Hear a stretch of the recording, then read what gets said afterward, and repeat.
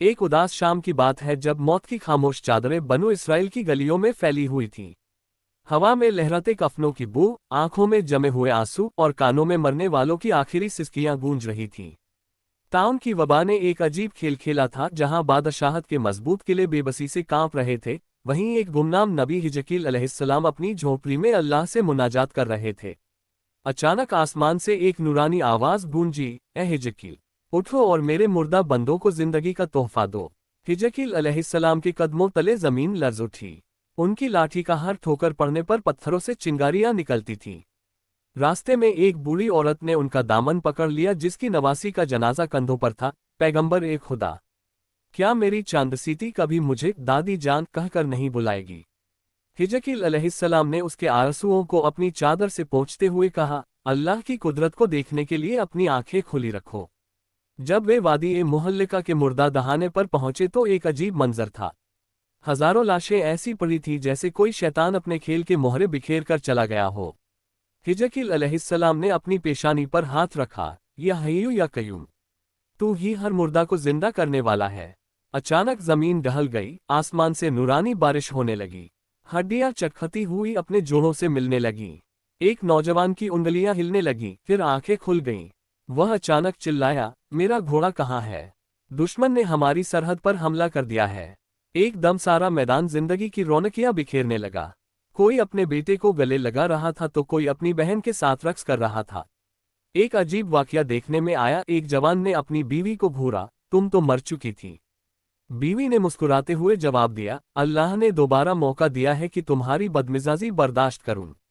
रात के तीसरे पहर जब सब सोने चले गए तो हिजकील अलैहिस्सलाम ने देखा कि एक बूढ़ा शख्स कब्रों के दरमियान खड़ा रो रहा है। पूछने पर उसने बताया, मेरा बेटा तो जिंदा हो गया, लेकिन मेरा दुश्मन भी तो वापस आ गया।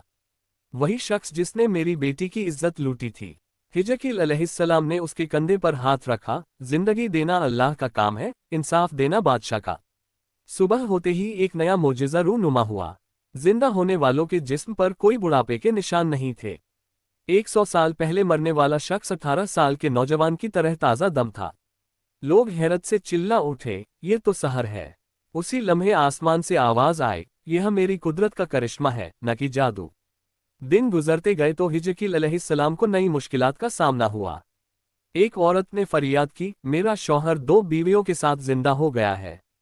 एक तो मैं थी जो उसके साथ मरी थी, दूसरी वह औरत जिससे उसने खयानत की थी।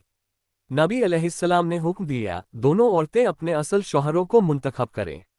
मगर वह दोनों हिजकील अलैहिस्सलाम के पीछे हो ली, आप ही हमारे लिए बेहतरीन फैसला करेंगे। एक और वाक़ये में जिंदा होने वाले एक शख्स ने दावा किया कि वह हिजकील अलैहिस्सलाम से पहले का नबी है। जब लोगों ने उससे मोजिज़ा तलब किया तो वह अपने हाथ की लकीरों से फाल निकालने लगा। हिजकील अलैहिस्सलाम ने उसे डांटा, अल्लाह के मोजिज़े को अपनी ज़ाती नुमाइश मत बनाओ। महीने गुजर गए मगर जिंदा होने वालों में से किसी को भी भूख या प्यास नहीं लगती थी। एक बच्चे ने कहा, मुझे तो ऐसा लगता है जैसे मैंने कभी मरा ही नहीं था। यहाँ तक कि एक दिन अल्लाह का हुक्म आया, ए हिजकील, अब उन्हें दोबारा मौत का मजा चखाना है। जब हिजकील अलैहिस्सलाम ने लोगों को ये बात बताई तो एक अजीब खामोशी छा गई। एक शायर ने कहा, हमने 2 बार जन्म लिया है, 2 बार मरेंगे, मगर क़यामत के दिन तो तीसरी जिंदगी मिलेगी जो कभी खत्म न होगी। रात के अंधेरे में जब सबको नींद ले डूबा तो फरिश्ता ए मौत ने अपना काम शुरू कर दिया। सुबह हुई तो वादी ए मुहल्लिका फिर से खामोश थी, बस हवा में एक आवाज गूंज रही थी, कल क़यामत के दिन हम सब इकट्ठे उठेंगे।